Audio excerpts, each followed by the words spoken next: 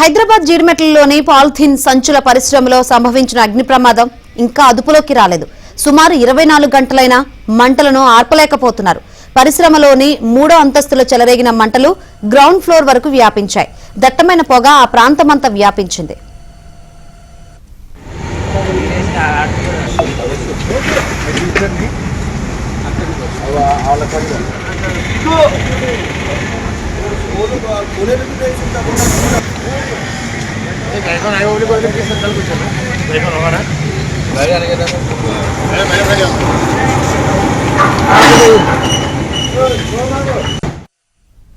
పరిశ్రమలోని మొదటి అంతస్తులో అధిక మొత్తంలో పాలిథిన్ సంచుల తయారీకి వినియోగించే ముడి సరుకు ఉండడంతో మంటలు అదుపు చేయడం కష్టంగా మారింది.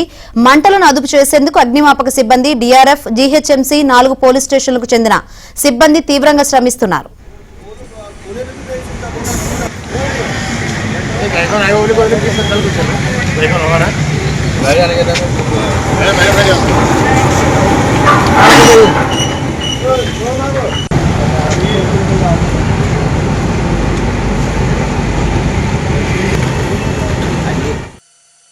జీడిమెట్ల పారిశ్రామిక వాడల అగ్ని ప్రమాదంపై మరింత సమాచారం మా ప్రతినిధి శశి అందిస్తారు. జీడిమెట్ల పారిశ్రామిక వాడలో 24 గంటలు గడిచింది అగ్ని ప్రమాదం సంభవించి. ఇప్పటికీ ఇంకా మంటలు కొనసాగుతూనే ఉన్నాయి. మరోవైపు దట్టమైనటువంటి పొగ కమ్ముకుని ఉంది. చుట్టుపక్కల ఉండేటువంటి వారంతా కూడా ఈ పొగ వల్ల ఇబ్బందులు పడుతున్నారంటూ కూడా చెప్పుకోవచ్చు. ఒకసారి మనం విజువల్స్ లో కూడా చూడొచ్చు. ఇక మనం చూపిస్తున్నటువంటి ఇదే బిల్డింగ్ 3వ అంతస్తులో నిన్న మధ్యాహ్నం 12 గంటల ప్రాంతంలో అగ్ని ప్రమాదం సంభవించింది. అనంతరం ఆ మంటలు అంతకంతకు పాకుతూ కింద గ్రౌండ్ లెవెల్ వరకు కూడా వచ్చాయి. అప్పటికే పెద్ద ఎత్తున మంటలు వ్యాపించాయి కాబట్టి ఆ మంటలకు తోడు దట్టమైనటువంటి పొగ కూడా కమ్ముకోవడంతో మంటలను అదుపు చేయలేక ఫైర్ సిబ్బంది తీవ్రంగా ఇబ్బంది పడ్డారంటూ కూడా చెప్పుకోవచ్చు. ఇక రాత్రంతా కూడా ఇక ఈ ఫ్యాక్టరీలో మంటలు మండుతూనే ఉన్నాయి. ఈ నేపథ్యంలో ఇక మంటల స్థాయికి పూర్తిగా బలహీనపడినటువంటి బిల్డింగ్ ఒక్కసారిగా కుప్పకూలింది. మనం చూడొచ్చు, సుమారుగా 75% బిల్డింగ్ అంతా కూడా కుప్పకూలింది. ఇంకా మిగతా ఉన్నటువంటి భాగం కూడా కుప్పకూలే అవకాశం ఉండడంతో ఇక ఎవరిని కూడా లోపలికి అనుమతించినటువంటి పరిస్థితి అయితే ఉంది. ఇక ప్రధానంగా లోపల ఈ ముడిసరుకు, ఈ పాలిథిన్ సంచులకు తయారు చేసేటటువంటి ముడిసరుకు ఏదైతే ఉందో ముడిసరుకు చాలా ఎక్కువ శాతం ఉంది.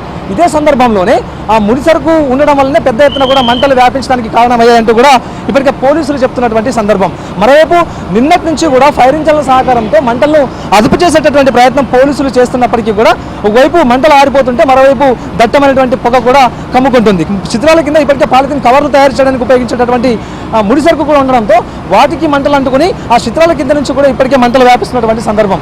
మరోవైపు ఫ్యాక్టరీకి సంబంధించినటువంటి ముందు భాగంలో కూడా భారీగా ట్రాఫిక్ జామ్ అయిందంటూ కూడా చెప్పుకోవచ్చు.